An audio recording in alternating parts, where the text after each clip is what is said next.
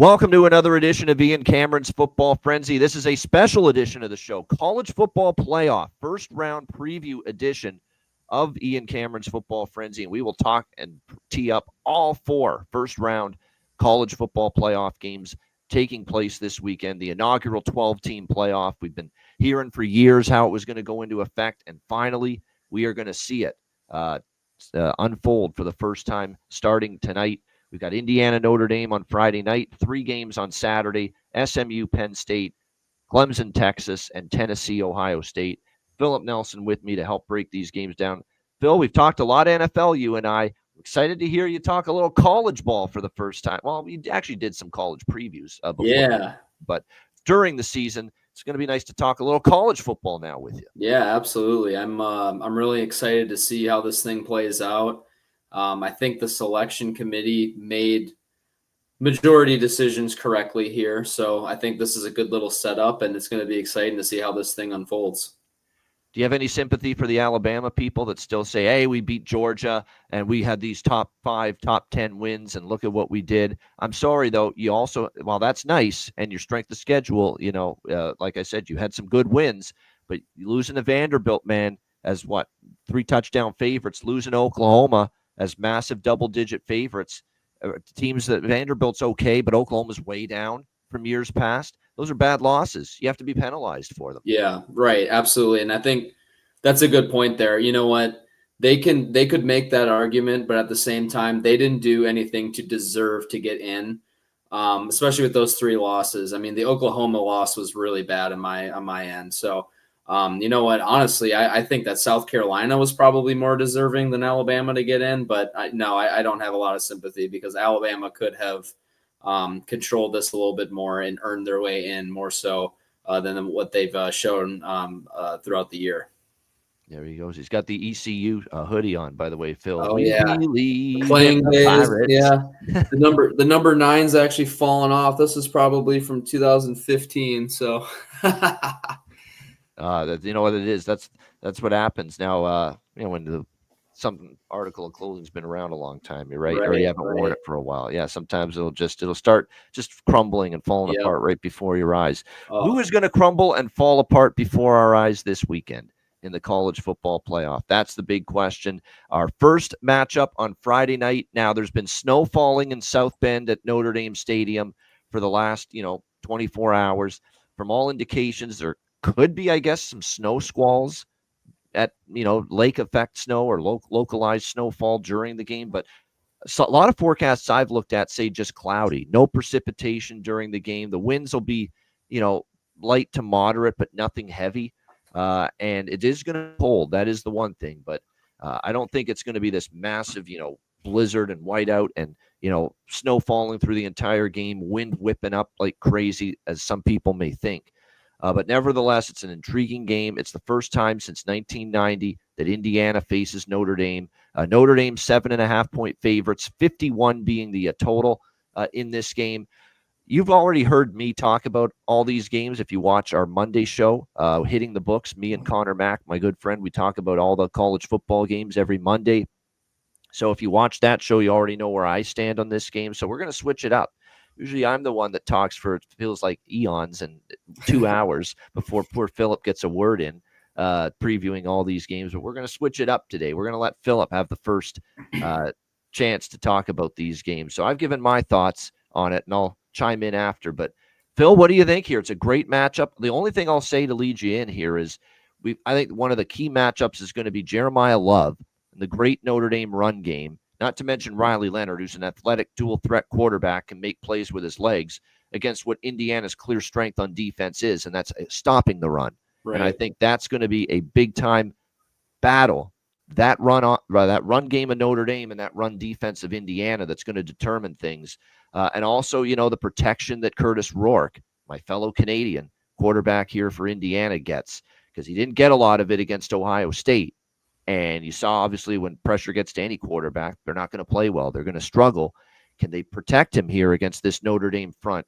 And if they can, he's proven to be a really good quarterback with a good arm. He's got weapons like Surratt to work with, and there's going to be plays to be made. How do you see this one unfolding, Phil? The first of 4 college football playoff first round games, Indiana, Notre Dame. Well, first off, thank you for that great introduction into this, because this is playing exactly into what my thoughts were exactly on this game. Very interesting with Indiana letting up, 2.5 yards per rush. This is going to be a great battle there in the trenches to see what happens here, because Notre Dame can run the ball and Indiana can stop it. So right then and there, that's going to be a really interesting matchup to see. Indiana also most points per pass, as well there. So, Rourke can throw the ball down the field. And I know that Benjamin Morrison is not playing either. They're shutdown corner for Notre Dame. So that's another big key matchup to look at. But going back to what you said there too, that Notre Dame front, if they're going to get to the quarterback and get Rourke off his spots, man, just like how Ohio State did.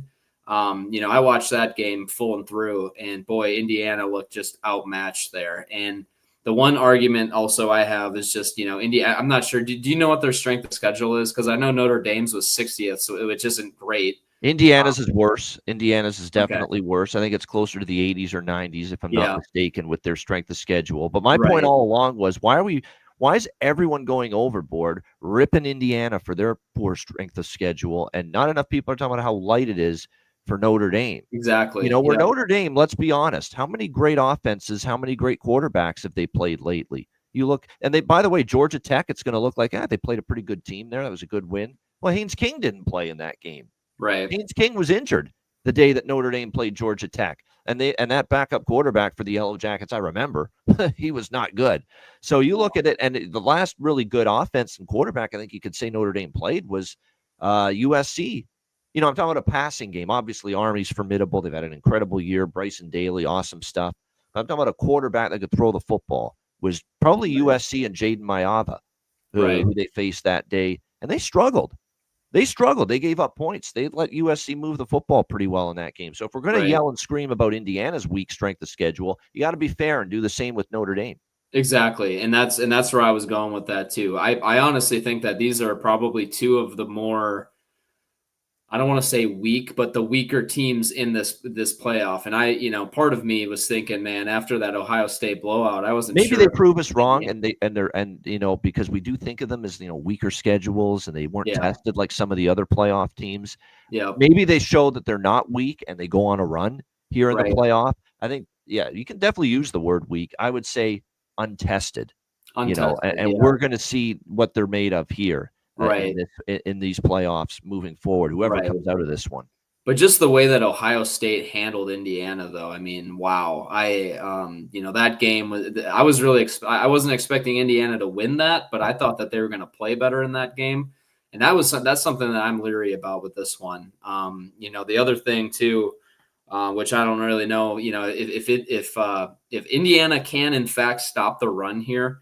Riley Leonard is 120th in explosive passing plays in the nation, which is another kind of alarming statistic here, because if all of a sudden they need to rely on things through the air, that kind of makes things interesting too. So, I think that, Indiana's probably outmatched here in terms of just talent. And I would say fronts as well. I mean, maybe not the defensive side of the ball for the Hoosiers, but if Notre Dame can find a way to move the ball on these guys and run the ball, I think that's going to be the key to this game, is running the football.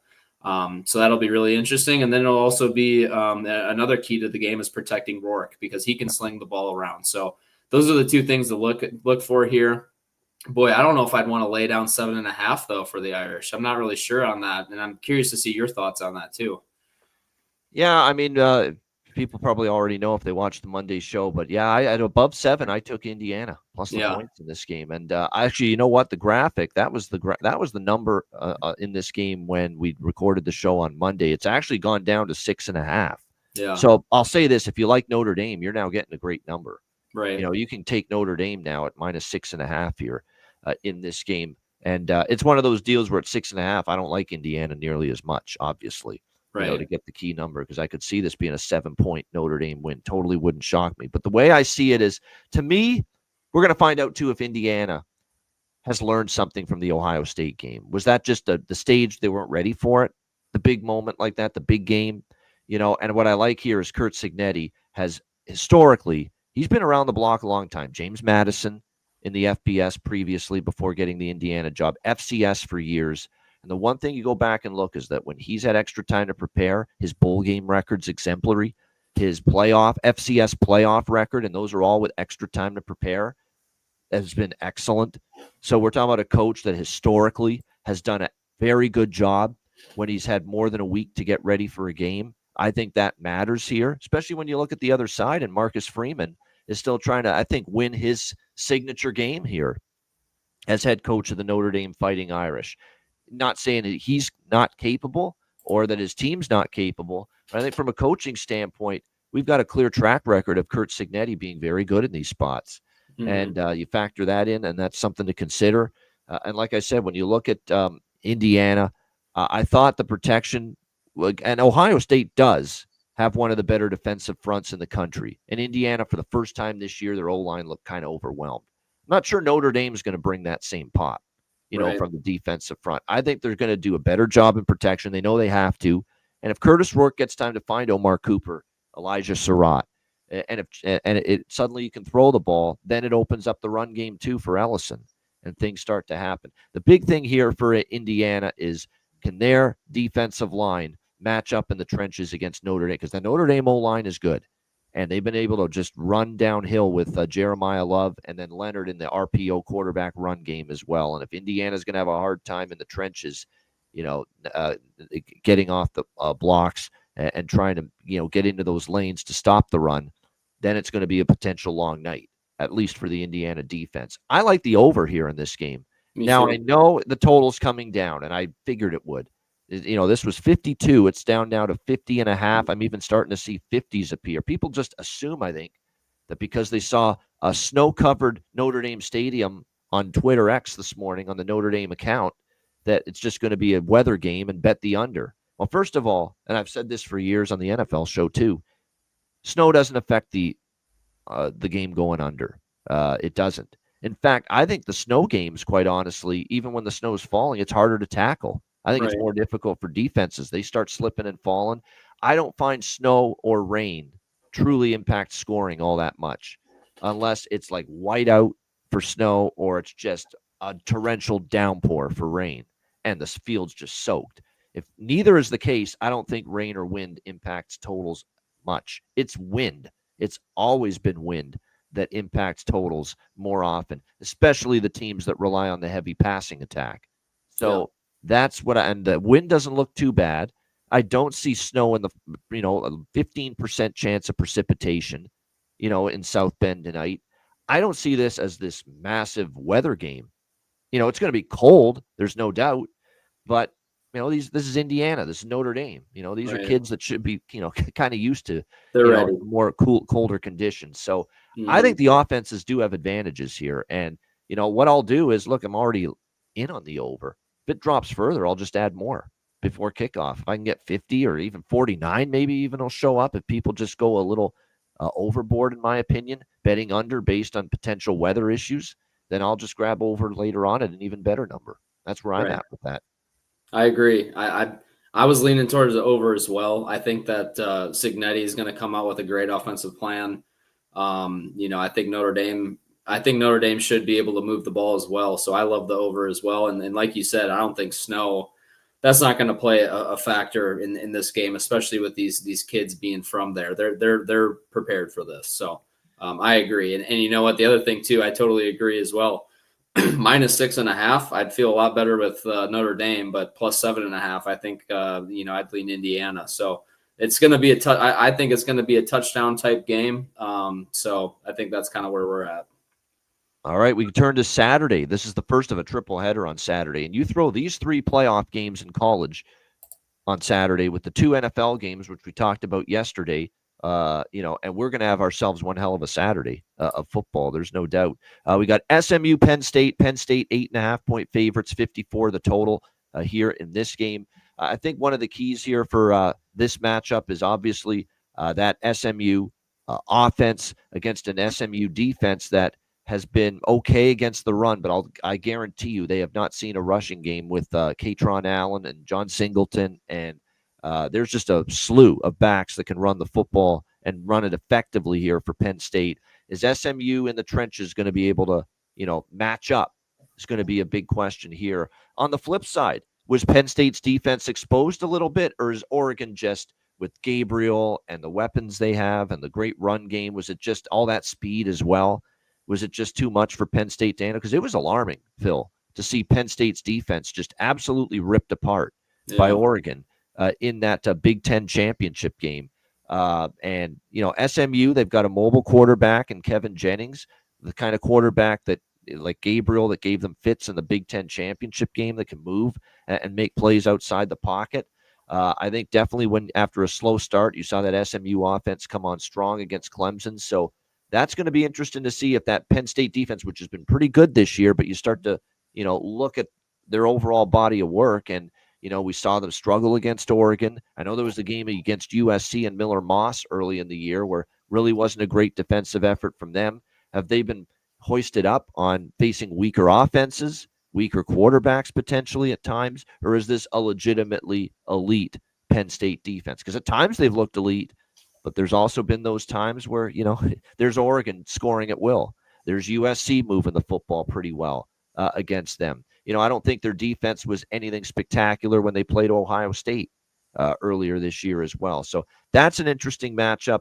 This is a second game in a row where I'm interested, even with the cold weather. And there's more worries here about how one team in particular will react to the cold, and that's SMU. Rhett Lashley's downplaying it.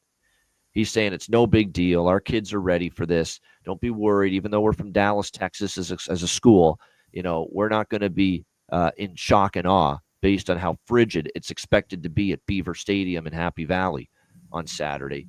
But it's one thing to say it. It's another thing to act it. So this one, I like over. This is another one where I lean SMU. This one I don't feel as strong about because I'm worried a little bit about SMU against this offense and how they're going to be able to slow it down. Because I got to admit, what they did, for as bad as the defense was, Phil, against Oregon, how good was that offense? How good was Drew Aller in that Penn State offense? They did a number on an Oregon defense that had been pretty solid most of the year. So it's going to be interesting to see if SMU can hold up against what looks like an offense that's rounding into form here late in the season. What do you think here in this one, Phil? Saturday afternoon, SMU, Penn State. Yeah, first and foremost, I think one of the things that needs to be said is will Coach Franklin fall flat on his face again? I think that's something that I've always just seen over the years. With Penn State and big games, man, all of a sudden it's like they just don't show up. So that's one little thought I have in my head. The SMU defense has been pretty good actually against the run. I mean, aided by the schedule that they've been up against. They're top 5 in EPA per rush. So that's pretty interesting. But the Penn State run game is going to be something like they haven't seen before. So and just with the versatility that offense has in Penn State, both those quarterbacks play very well. Running backs great. The offensive line for Penn State is great.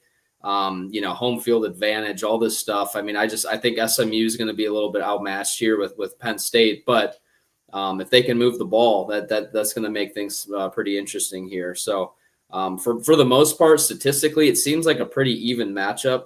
Penn State number 7 in pass rush also, so that's another thing to take a look at according to Pro Football Focus. So if Penn State can get after the quarterback here too, I mean, that might throw things off for SMU as well. So, I think, if Penn State can run the ball at will against these guys, it's going to open up the pass as well. I like an over here as well, to be honest here, because I do think that SMU is going to give them their best shot and they're going to be moving the ball, slinging it around. So, that total is pretty high up there, but I think with just the explosiveness of both these offenses, and given the stakes of the game, I really think that this could be a high scoring game. SMU plus 8.5. I mean, that's pretty high. Or Penn State minus 8.5. That's pretty high as well. So I think all in all, Penn State has the better football team, but man, we're going to see what kind of game plan Franklin comes up with. Yeah, it's just difficult. You mentioned the struggles against the best teams to beat the best teams, and that's constantly been a problem here for James Franklin here with Penn State, and it's hard to ignore that. I'm looking at the updated forecast here for Penn State on Saturday afternoon. It's definitely going to be cold. There's no question about that. We were expecting that. It's going to be -3. So that's very cold. The winds 15 to 30 kilometers an hour. So moderate is what we're looking at there.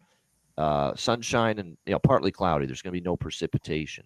So I don't see a huge weather hindrances here either with Yeah. this. It's going to be cold, and for us, it's probably more concerning for SMU the fact it's going to be that cold. But the fact remains, you're not going to see major concerns with the weather, in my opinion, here in this game. It's going to be interesting. Like I said, you're right about the run defense numbers for SMU. They're really good, but they've also not really faced great run games until the Exactly. one they're going to face here. So are they a legit good run defense, or are they going to be tested and just be overwhelmed by far? And it's by far the best rushing attack that they faced this Yeah. year.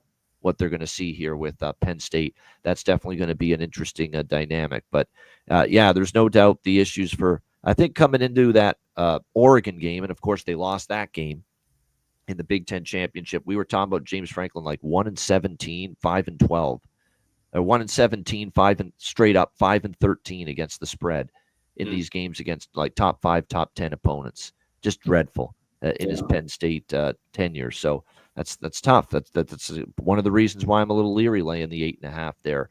All right, let's go to Clemson and Texas. We've got Texas 11.5-point favorites, 51.5 the total in this game. I feel this is a game where I really want to take Texas and lay the points because I don't believe in Clemson. I don't. And I know Yeah. Dabo Swinney and the track record being in the playoff and winning national championships. I know that, but I don't think this team roster wise is capable of it. And I do not trust Cade Klubnik either. He's someone that when you look at Clemson specifically in their games against the best teams and the absolute best defenses that they have seen this season, that's where they've had their issues. That's where they've had their struggles consistently, Clemson. You look at the opening game of the year against Georgia, that offense got completely shut down and only scored 3 points in that game. They lose to Louisville on their home field, 33-21. It's probably the best opponent they played since that Georgia loss. And then, of course, South Carolina, where, again, a very good defense and only 14 points. They lose that game as a small favorite. So we've seen instances against, Louisville's the worst defense of the bunch by far. But I'm talking about elite level SEC defenses that we have seen Clemson go up against. Georgia, 3 points. South Carolina, 14 points. I don't see them moving the ball up and down the field against Texas. Texas's defense late in the year was outstanding. We saw them shut down multiple teams since that Georgia loss. And keep in mind the 30 points they gave up to Georgia in the regular season. A lot of that was there was some turnovers. Georgia got some short fields. Georgia really wasn't going up and down the field against the Longhorns defense. And the Longhorns defense has been great down the stretch. They shut down A&M. I was so impressed with that performance. Even in the SEC championship game, the rematch with Georgia, Georgia only had less than 300 total yards in that game. Texas's defense was great, I think, even though they lost that game. What hurt them and what's concerning to me about laying the points with Texas is the offensive issues. It's Quinn Ewers' inability to finish drives. It's the red zone problems, the red zone struggles. This team is just settling for field goals way too much. And an even greater concern about that is that their kicker, Bert Auburn, is all of a sudden starting to miss a few and starting to get, that case of the kicker yips a little bit. And that's definitely not something you want to see, going into a game of this magnitude. So I'll let you have the floor on this before I mention what I'm officially on here. But how do you see this one playing out? We know both offenses, Cade Klubnik and Clemson, I don't see them marching the ball up and down. No. Texas, they are not finishing drives well enough. Clemson's defense has had some bad games. They've had some great games, though, too. So which Clemson defense is it going to be? This is the game where I project lower scoring to be the case here. I think we're going to see points few and far between. How do you see it here, Phil, in this one, Clemson, Texas? I agree with you. Clemson all year has been up and down offensively. I don't trust Klubnik either. And I also will say, I think that, one thing just noticing Clemson games when I watch them, I don't love the play calling on their end either. I think Clemson, and granted, it's more so when they're playing with a lead, but they get conservative and Klubnik turns the ball over. So I think that's something to watch for. Like you said, Texas's defense down the stretch has been phenomenal.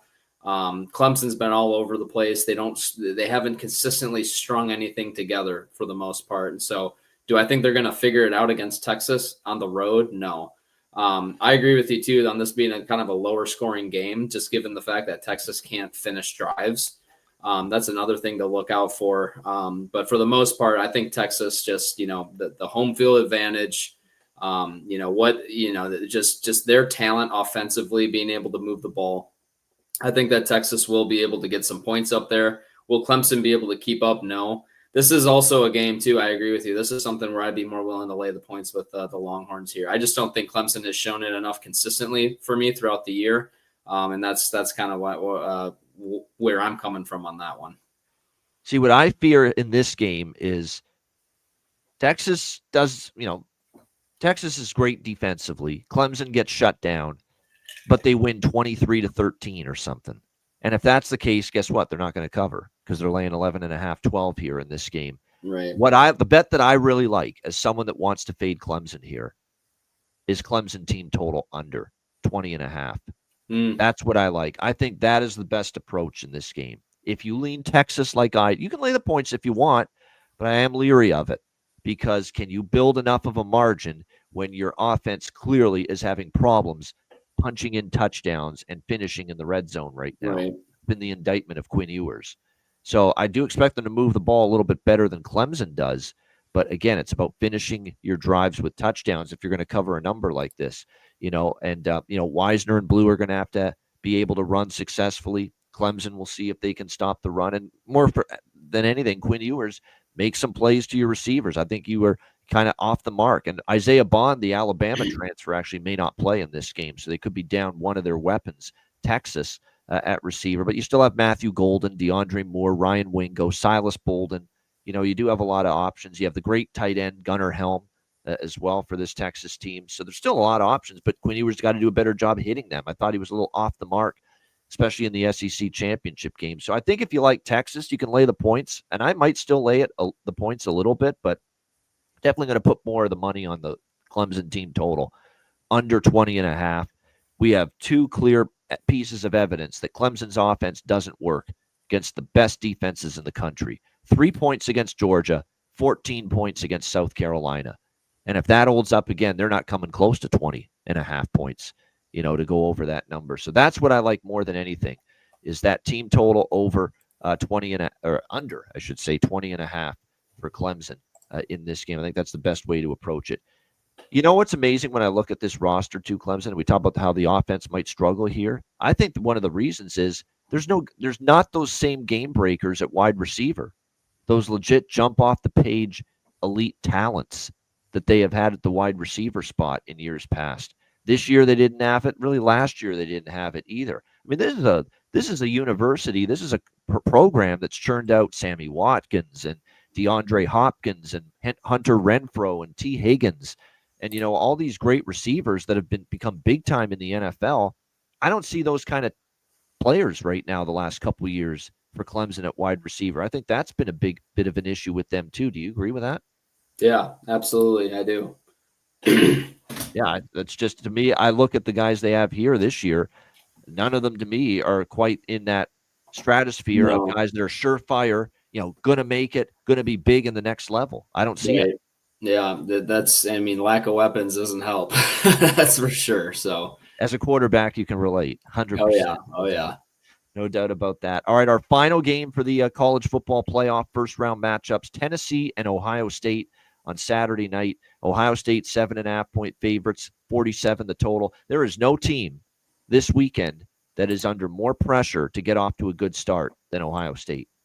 Because if they get down early and the crowd's going to moan and groan and the boo birds are going to start to come out, and if the defense is not stopping Nico Iamaleava and Dylan Sampson, the great running back for Tennessee, And all of a sudden, here's Will Howard in the offense struggling, and maybe throws an early interception and a quick 3-and-out, and they're down 7-0, and it's just the worst start imaginable. They're going to get upset, that Ohio State fan base, because we heard it, Phil, when they lost to Michigan. Oh The yeah, Bluebirds were out. Like, they were not a happy fan base. And if you're Tennessee, and I'm sure Josh Heupel, the head coach, has talked to them about this, take that crowd out of the game early and be ready to go right from the opening kickoff, and be ready to start strong and start fast. One thing I'll throw to you, at you, Phil, before you talk about this game is Ohio State's defense has been so hyped, and so everyone talking so strongly about how awesome they are. And I don't disagree with that, but I do think they're a touch overrated. I look at that Michigan game, and against the Wolverines, believe it or not, they couldn't stop the run at times. yeah, They couldn't stop the run at times. This vaunted Ohio State defense, and a team that's not going to test you really throwing the football a ton with Davis Warren either. That was not a great passing attack. Michigan had one weapon. You talk about a team that didn't have great receivers this year. That was Michigan. They had one weapon, the tight end, Colston Loveland, who just, declared for the draft earlier this year. And somehow Ohio State, struggled to contain Michigan at times. So I was disappointed with the Ohio State defensive effort. You're talking about their starting center, and there's one of their starting tackles still out. It was a banged up, injury riddled offensive line for Ohio State going into that game against Michigan as well. And I don't think they're getting either of those guys back for this game either. I'm just double checking on that. Yeah, Josh Simmons and the center, Seth McLaughlin, they're both out. And this is a defensive line that, if you're going to face an Ohio State offensive line that's got a couple of key pieces missing, they're top 10 in the country in pressure rate, Tennessee, with their defensive front. So is that O-line going to be able to do their job? An O-line that struggled against Michigan, and now you're up against probably an even better defensive front here with Tennessee. But I could counter that to say Tennessee's offensive line hasn't been great. Their offense, after putting up numbers against a bunch of patsies, hasn't been the same Tennessee down the stretch. And I do worry about their O-line against, even maybe, like I said, maybe a touch overvalued, overrated Ohio State defensive line. But I'd probably still give them a little bit of an edge with their D-front, Ohio State, over Tennessee's offensive line. So will Dylan Sampson have that success running the football that at times Michigan did against Ohio State when they met a few weeks ago? That'll be something to watch for here in this game. How do you see it, Phil? Because I've got a take that on this, but I'll let you speak on it first. Like I said, if you're Ohio State, you've got to get off to a great start here, because if you don't, that crowd's going to get nervous. They're going to get upset. They're going to get tense. And that's not what you want for a team and a coach really feeling a lot of pressure. And this team, too, this coaching staff, I thought their game plan stunk against Michigan. I thought it was horrible. And I thought for Chip Kelly, that's one of the worst days he's ever had as a coach and or offensive coordinator. I don't know what the fuck he was doing sometimes with some of those play calls against Michigan. But how do you see this one? This is probably, as far as drama goes and intrigue, this is as good as it gets, because there's so much pressure right now on this Ohio State team, especially knowing that it's, after that Michigan loss, you never beat Michigan. This was supposed to be the year you beat Michigan. You were 3-touchdown favorites. And now you got to rally the troops and try to make a run in the playoff, because it's going to take making a run in the playoff to at least the championship game, in my opinion, if not winning it all. That might be all that saves Ryan Day, and keeps him around next year. So there's immense pressure on everybody. There's immense pressure on Will Howard. People are saying in the bigger games he struggled. Yeah. There's pressure on him too. So how does Ohio State respond to that here? How do you see it, Phil? Tennessee, Ohio State. Yeah, you nailed it though. All the pressure right now is on Ohio State and Ryan Day. I mean, he's arguably coaching for his job here, even though he's 16-10 in his time with Ohio State, which is really interesting. But they have high expectations. And like you said, you take the crowd out of that game early, that you take away their home field advantage damn near. And so, with that being said, I think Will Howard, he needs things to line up pretty well for him to play well. He makes a lot of dumb decisions too, turning the ball over in the red zone, things like that. So that's something to take a look at too. And also, one of the biggest things that I've been seeing all week is that this Tennessee defensive line has some freaking studs on it. And Yes. so, you sit there and say, oh yeah, Ohio State, Big Ten football, ground and pound, they have the trench advantage. I don't think that's necessarily true in this game. On the other side of the ball, Sampson is a stud too. And we saw that Ohio State defense be vulnerable against the run on Michigan. And so, I think that's going to be two big matchups there. I mean, these games, these anytime you get in the playoffs, NFL or college level, who controls the line of scrimmage and who can do that early on is going to be a huge thing to see. If Tennessee can establish a run to kind of help out that freshman quarterback, I think that'd be huge because, the freshman quarterback's been playing pretty well down the stretch here as well. So, I think this is going to be a really interesting one as well. Given all of that. So, I mean, 7.5, man, I'd probably lean towards Tennessee here. Plus it's 7.5, just given, what they can do offensively and what we've been seeing out of Ohio State defensively. And then also let's see what this Tennessee defensive line does against Will Howard in that offense. It's the critical matchups on both sides, really. Yeah. And I think I definitely give Tennessee's defensive front the edge on Ohio State's offensive line. I have to, simply because too you're missing your starting center, your starting tackle. Ooh. That's concerning for Ohio State. We saw that O-line struggle to run the football, struggle to get push against Michigan. Yeah. It's not going to get any easier here against Tennessee. But on the flip side, with Tennessee's offensive line against Ohio State's defensive line, you probably have to give Ohio State's defensive line. So this is, as far as the total, I'm totally conflicted. Because the weather's going to be cold, but we're not going to see wind. We're not going to see, it's going to be cold, but it's not going to be any wind. I feel like it could be an under because I feel the defenses match up well in this game, and it's going to be a struggle to score. But one thing I don't like doing is when you're talking about a total of, and by the way, this total is now 46. It's fallen already from 47 to 46. What I don't love doing is betting an under in the 40s with a team that I know is going to play fast. Right. On offense and snap the ball quickly, and they play up tempo Tennessee, obviously, and this has always been the case with Heupel. I'm a little worried about that, and that's probably enough to keep me off and under here, even though I do think the defenses will match up. And I am on Tennessee plus 7.5. I'm comfortable with that. Right. As far as I'm concerned, I think their defense is going to be good enough to keep them in it. I think when you look at their offense, running the football won't be easy for them to do against Ohio State's defensive front, but I've got faith they can run the football with some success after seeing Michigan against that Ohio defensive front even have success moving the football on the ground.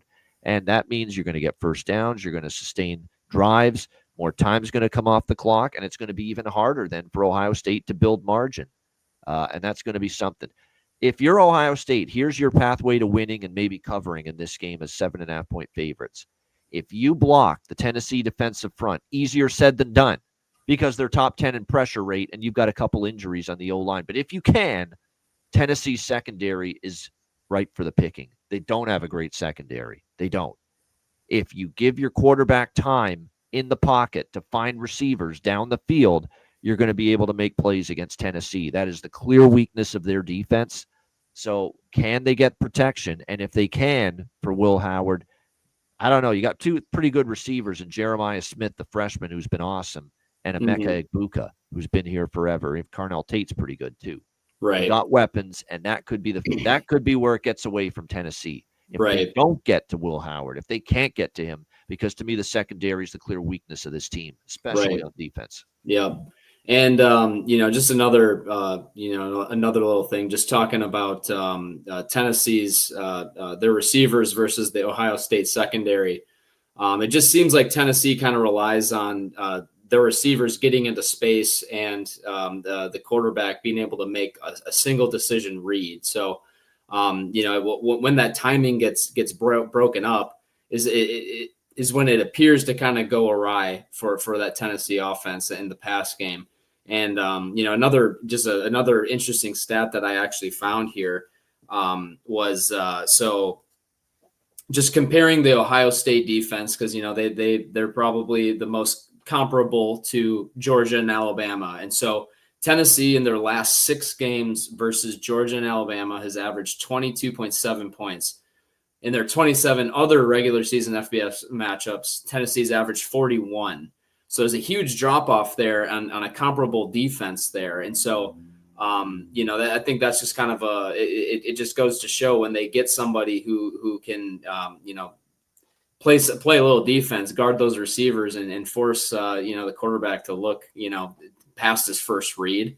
There's a big drop off there, and so that's another thing to be looking at too. Can that Ohio State defensive secondary cause some timing issues with the Tennessee offense? Great, love it. Great analysis there. That's why we've got him on the show, man. And he brought his A game yesterday. He was talking about a lot of different things he was seeing as a former quarterback with formations and schemes and the way certain teams are playing the opponent on either side of the ball. That's why he's on the show. He knows what he's talking about. Hey, I'm learning from the best when it comes to the betting side of things. That's the thing. That's why it's been a nice pairing we've had on these shows. You're learning more about the betting aspect of things from me, and I'm learning more about the football aspect of things from you. So there you go. That's why it works. Before we wrap up and get to best bets to wrap up this show, we'll try to reunite the two of us and get a quarterfinal show before the quarterfinals, which will be around New Year's Eve, New Year's Day in a couple of weeks. So to be determined, we'll figure out if we can find a day and time to record that. But before we wrap up this edition of the show, previewing the first round of the college football playoff, you are, of course, living in Raleigh, North Kakalaki these days, home of the NC State Wolfpack, and they just happen to be playing NC State, your former team, the East Carolina Pirates, in one of the bowl games. So we figured we'd get your opinion on that. That is the Military Bowl in Annapolis, Maryland on Saturday, December 28th. So it's a week from Saturday. NC State 5.5-point favorites, 58.5 the total in that game. Phil, break it down. ECU, your former team, your alma mater, and NC State, home of where you're residing these days. Well, first off, let me say this. Once I got to East Carolina is when I learned of the hatred between NC State and East Carolina. So there's a huge factor there. I mean, we're about an hour, 15 minutes apart. The campuses are. I played in one of these games. The same goes for North Carolina too for ECU. Yeah, no love. Yeah, absolutely. And so I played in one of these games, and holy crap, let me tell you what, it's funny because everyone says that UNC is kind of the white collar preppy college, and then ECU and NC State are more so the gritty blue collar type fan bases and teams. So this is going to be a really interesting one here, but. First and foremost, I know we were talking before the show started, but there's some transfers that could potentially affect this game. ECU's top receivers in the portal, same with NC State's. Concepcion is out. That's going to be something interesting here. ECU also lost their top cornerback, who's actually a projected first or second round pick to an injury, so he's out as well. But you know what? Let me tell you this. This ECU team is riding high right now, ever since the firing of Mike Houston. And Hauser's not afraid to throw the ball downfield. And so I think that's going to be something huge. And then Raji Harris, fifth-year senior, running the ball. I think that ECU is going to build on some of this momentum, and they're going to be ready to play. This is a rivalry game, and NC State sits there and acts like it's not. They think that they're big brother and everything. I've been in that locker room. I've been in that situation before, and I know what ECU is doing, and I know they're riding high behind this, the interim coach, and he's been hired now. So, you know what? I expect an ECU victory here, to be honest. I really believe that. I'm not just saying that because I'm an ECU guy, but I think that just that ECU offense is going to come ready to play. NC State down a few weapons. The freshman quarterback, Bailey, has looked good at times. He's more of a runner to me than anything, but he's had a few big interception games as well. I think the ECU defense can capitalize, and I expect an ECU victory here. Arr. There you go. Arr. Yeah, the Pirates. Yeah. There you go. I lean ECU as well, and I like the over even more. Yeah, the over. ECU plays extremely fast on offense this year, yep. And they've been lighting it up since really Blake Harrell became the interim coach after Mike Houston's firing. And now, of course, he's going to be the permanent head coach. He'll be back Yep. next year. They got their wish, the kids. They played their ass off for him. Yeah, And then, and of that's course, the he got thing. hired, and then they laid an egg and dud against Navy. That's the way it Yeah, works. and Yeah. you know, it gives me goosebumps thinking about it. But the video that when the AD showed up and announced to the whole team that that Harrell was going to Yeah, be I the saw official that. coach moving forward, I mean, those guys were excited. And when you're excited, when you got a coach and a leader that you truly believe in and you want to play for in a rivalry game like this, man, I'm telling you what, I think there's going to be some explosions offensively for ECU. Can the defense hold up? That's my biggest concern for ECU. But I think just given the fact that Concepcion, who, geez, the guy runs the ball, catches it, throws it, he does everything for that team. He's not playing. I think that's a huge advantage for ECU. Yeah, and a big loss for the Wolfpack and an Yeah, NC big State. loss for There's them. no question about that. So there's no doubt that it's going to be something that's going to take away from them a little bit offensively in that game. But that should be interesting for sure with ECU and NC State. Great stuff. We're looking forward to these playoff games. Indiana, Notre Dame Friday night, and then 3 more on Saturday with SMU, Penn State, Clemson, Texas, Tennessee, Ohio State. Great stuff with Phil breaking it down. Hit the like button, everyone tuning in. We appreciate it. All right, it's time to wrap up with best bets. Your college football playoff first round best bet, Phil. What are you going with? You know what? I think going back to that Tennessee or I'm sorry, Clemson Texas game. I'm not sold on these offenses, and I think that total's too high. So I actually think that an under in that game is very viable here. You know, the red zone struggles from Texas, missing field goals. I don't trust in Klubnik in Texas. I think that this is going to be kind of a grinding type game. I believe that that one was minus 10.5 for Texas. You know, I think that's pretty on par, but I feel really good about it under on this one. I just think this is going to be a grinding type of a game with two offenses that are still trying to figure things out and some defenses that have been playing pretty well lately. Yeah, I co-sign that. That's definitely that's the under of the 4 games that I like. Which game do I like an under the most in? It would be that game. Yeah. Clemson and Texas. Under 50 one looks like the best number out there. It's actually starting to move down that total as well. Under 51 Clemson, Texas.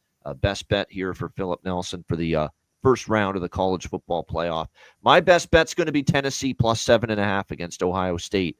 I just see this as a game where, look, Ryan Day and his coaching staff had, after Michigan's kicked their ass 2 years in a row, they had all year, all season, the fucking countdown clock that they always talk about in Columbus for the Michigan game. They had all year to get ready for it, and that's the performance they put out there. With extra time to prepare, I've kind of lost faith in the coaching staff and Ryan Day. That was what you put out there for everybody to see, with all that, knowing that you know that was the game that you needed to get to make everyone happy, finally beat Michigan, and you lose outright as a 3-touchdown favorite. I've lost faith, and they're going to have to show me what they can do here against Tennessee, especially offensively with the O-line issues against this great defensive front, before I am ready to lay more than a touchdown with Ohio State in this spot. I think it's a close game. Maybe Ohio State does win, but I think they struggle to win by any sort of margin. I'll gladly take more than a touchdown with the Vols. Tennessee plus 7.5. A little Rocky Top here on Saturday night in Columbus. Tennessee plus 7.5 against Ohio State for my best bet for this first round of the college football playoff. Philip, anything you want to say before we wrap the show up? Only other ones is I would take a ECU money line. I think they're going to win that one, and then I'd take an over too on that one. I'm excited to watch that one. Trust me, I got a friend group over here, and you know what? This pains me to say it. Just given ECU's schedule and who they play and everything, and I don't make it over to Greenville quite a bit. I've pledged my loyalty to going to NC State games and being a part of the crew and everything, but can't do it in this one. And I can't wait to be the gray duck over here, the one ECU fan, along with all my NC State buddies over here. So I'm excited to watch that one. And Boy, what a football Saturday we're gonna have too, man. I tell you what. Bragging rights. Plus Oh, a few friendly or maybe not so friendly bets might be involved. and We'll have to wait and and see. the only other reason why I feel comfortable with saying, hey, I'll cheer for NC State when they're not playing ECU is because I beat them. We won 33-30. Never forget 2016. That's where I'm coming from. I would love to. I'm trying to remember so hard what betting wise I did with that game, if anything. I'm pretty sure I took ECU What's that funny, game. I can't remember what it's. Because I've taken ECU a lot in these games over the years Yeah, when they've played Virginia Tech and they've played NC State and North Carolina, and they've often played well in those games, especially many years ago. in the college football countdown show on ESPN, that there's the one segment they have, and all my buddies saved this video. And I can't remember who, it's somebody's picks or something, the underdog picks, and the number one pick that the guy made for that game was us over NC State.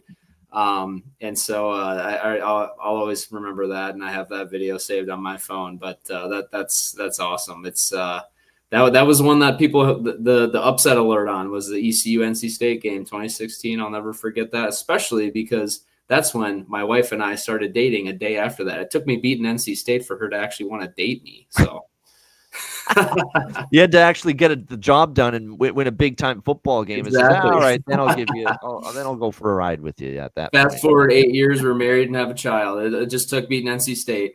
There it is, and you got to thank your buddy there, Anthony Scott, because I remember he scored the big touchdown at the end there for you. Oh So, yeah, that was a big one. He's the one that got you together with, of course. Yeah. Now you're Yep. Mrs. Nelson. Yeah. Yep. And the other thing too, battle scars from that game. My ribs still aren't the same from a shot I took from Bradley Chubb. Holy shit! After that game, I was hooked up on IVs. I was black and blue all over the place. That's like your fourth reference of that hit on the show. Yeah, dude, I'm telling you, like I'll never forget that. It just sucked the Clearly. wind out of me. And dude, and the game was like 90 degrees. The humidity was high. I sweat my life out. I was cramping in the fourth quarter. Boy, what a game. What a game. And you know what, Anthony, if you're watching out there, I don't know if he is or not, but he dropped another. There was a play where, scramble drill type thing. He was sitting there in the end zone wide open and he dropped the pass. That would have been our second touchdown pass there too. So Anthony, I'm giving you a little shit. Love you, buddy. There you go. Of course. We should love it. That was one of the biggest plays and moments and wins of your college football career. Yeah, So that was probably my favorite game I ever played in. I love that game. That was a fun game to play in.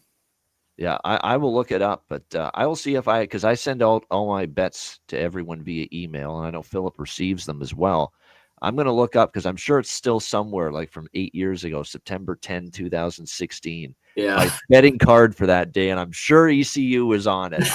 I'm pretty sure. And if I can somehow find that, I will send it, the proof that I might have been on ECU. I think I was, the more I think of it. Yeah, that's awesome. Plus all those points, crazy stuff. Good stuff, Philip. Awesome show. Hope you enjoyed it. Hope you enjoyed this bonus edition of the show, talking college football playoff preview. We'll find some time next week for the NFL show. We don't know when. It's Christmas, of course, but we'll find some time.